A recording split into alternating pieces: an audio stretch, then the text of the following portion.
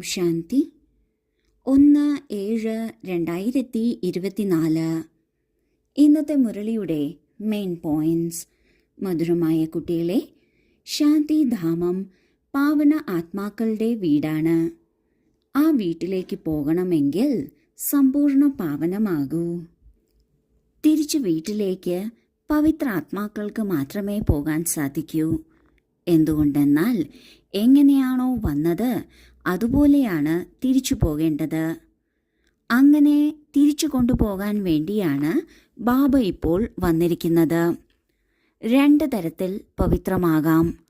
ഒന്നാണ് സ്വേച്ഛയോടെ ബാബയുടെ ഓർമ്മയിൽ ആത്മാവിനെ ശുദ്ധമാക്കുക. രണ്ടാമത്തേതാണ് ശിക്ഷകളിലൂടെ, രോഗത്തിലൂടെ, വേദനയിലൂടെയും കഷ്ടപ്പാടിലൂടെയും കർമ്മക്കണക്കുകളെ തീർക്കുക, കരഞ്ഞ് പവിത്രമാകുക. ഈ 2 മാർഗങ്ങളിലൂടെയും പവിത്രമാകാം. ആരാണോ സ്വേച്ഛയോടെ പവിത്രമാകുന്നത് അവർക്കാണ് സത്യയുഗത്തിലും ഉയർന്ന പദവി ലഭിക്കുന്നത്, മുഴുവൻ കൽപ്പത്തിലെയും ഹീറോയിൻ പാർട്ട് അഭിനയിക്കുന്നത്. ആര് ശിക്ഷകളിലൂടെ പവിത്രമാകുന്നുവോ അവർക്ക് പദവിയും കുറവായിരിക്കും, മുഴുവൻ കൽപ്പത്തിലും സുഖവും അതുപോലെ തന്നെ ആയിരിക്കും. അതിനാൽ ബാബ പറയുകയാണ്, ഇപ്പോൾ തിരിച്ചു വീട്ടിലേക്ക് പോകണം. അതിനാൽ സമ്പൂർണ്ണ പവിത്രമാകണം. ചോദ്യം: ബാബ എല്ലാ കുട്ടികൾക്കും ഏത് ഗ്യാരണ്ടിയാണ് നൽകുന്നത്?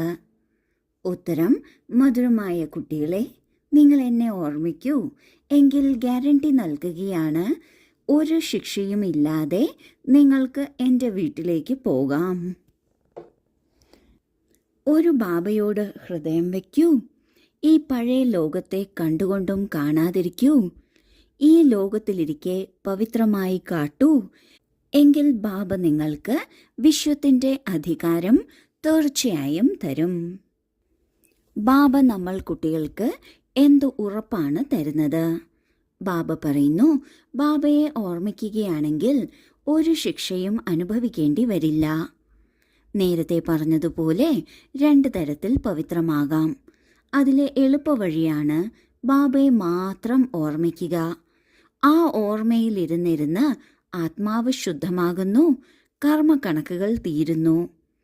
അങ്ങനെ ബാബയുടെ ഓർമ്മയിൽ തന്നെ ഇരിക്കുകയാണെങ്കിൽ ബാബയിൽ നിന്നുള്ള ഉറപ്പാണ്, ഒരു ശിക്ഷയും അനുഭവിക്കേണ്ടി വരില്ല.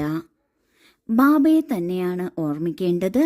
അതിനായി ഹൃദയം മുഴുവനും ബാബ തന്നെ ആയിരിക്കണം.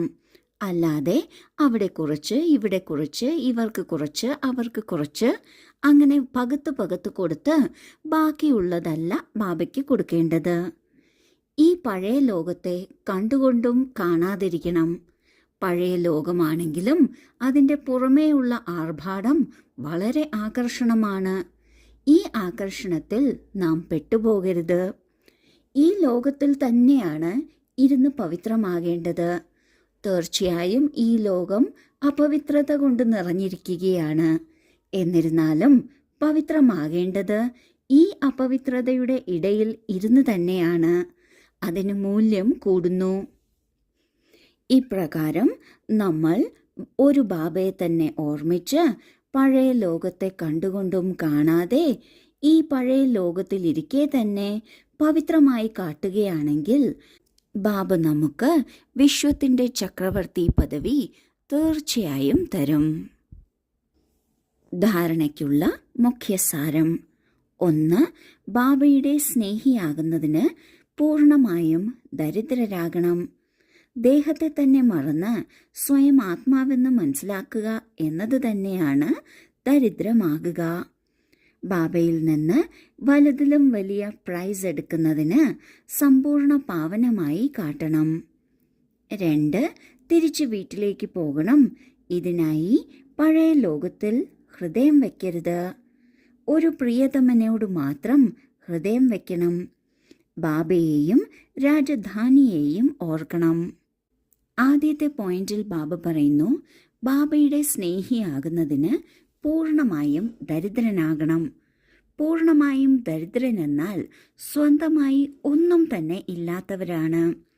ആർക്കാണോ സ്വന്തമായി ഒന്നുമില്ലാത്തത് അവർക്കാണ് ഈശ്വരനെ തൻ്റേതെല്ലാമായി മാറ്റാൻ സാധിക്കുന്നത്. നമ്മളുടെ അടുക്കൽ വീടും കുടുംബവും സമ്പത്തും എല്ലാം ഉണ്ടായിരിക്കാം.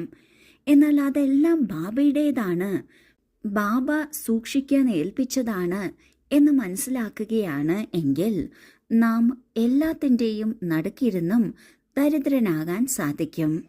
അത്തരത്തിൽ ദരിദ്രരാകുമ്പോഴാണ് പൂർണ്ണമായും ബാബയെ ഹൃദയപൂർവ്വം സ്നേഹിക്കാൻ സാധിക്കുന്നത്.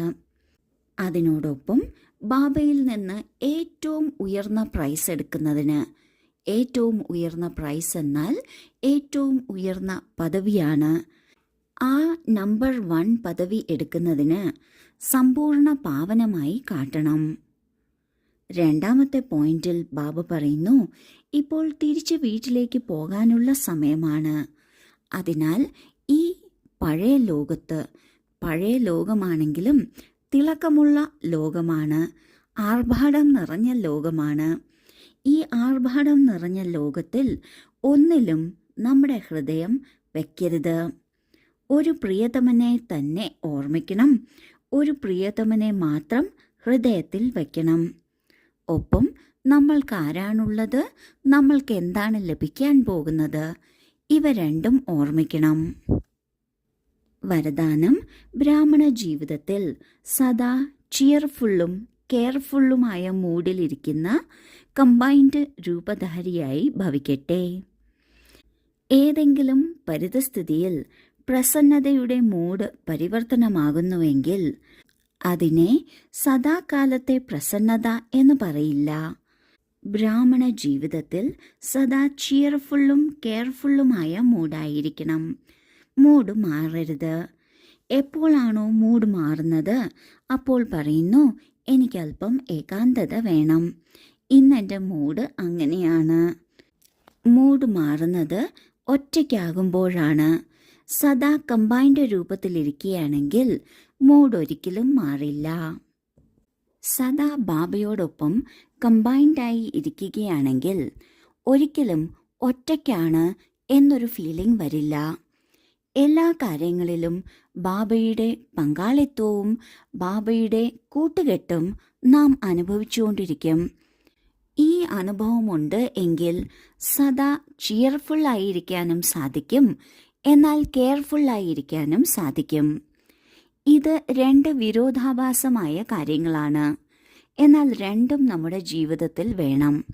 ഇവ രണ്ടും ഒന്നിച്ചു കൊണ്ടുവരുന്നതിന് നാം എത്രത്തോളം കമ്പൈൻഡ് ആയിരിക്കുന്നുവോ അത്രയും സാധ്യമാകും. നമ്മുടെ മൂഡ് ഒരിക്കലും മാറുകയേയില്ല. സ്ലോഗൻ: ഏതുത്സവമായാലും ആഘോഷിക്കുക അർത്ഥം ഓർമ്മയുടെയും സേവനത്തിൻ്റെയും ഉത്സാഹത്തിലിരിക്കുക എന്നാണ്.